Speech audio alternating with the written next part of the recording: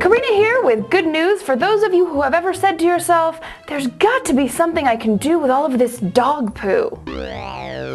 Well, the city of San Francisco certainly thought that something should be done with the 10 million tons of dog and cat poop created every year in the US. So the city's waste management company, NorCal Waste Systems, is piloting a program of feces collection in parks frequented by dog owners, for example, and its conversion into methane gas. They can then use the gas to produce electricity or even to heat homes. So there you have it.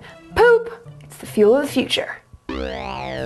This next bit's just spiffy. Author Margaret Atwood will be signing books at the London Book Fair while sitting in her home in Canada.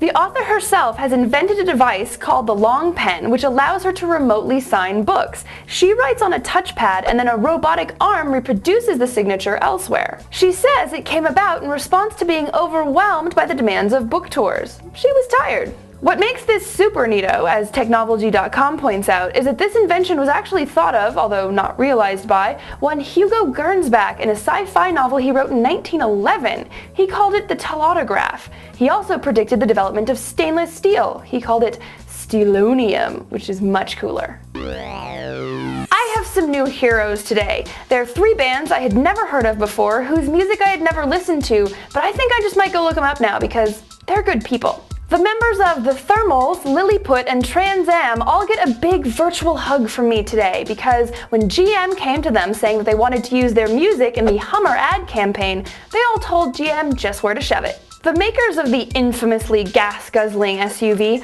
offered the groups between $50,000 and $180,000 for the use of their songs. Lyle Heisen, who made the pitch, said his standard line was to tell the groups, quote, "You guys will play 100 gigs before you see this much money." And how did that tactic work?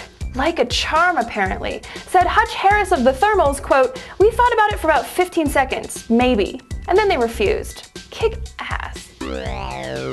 That's all for today, and until tomorrow, I'm looking those guys up on iTunes.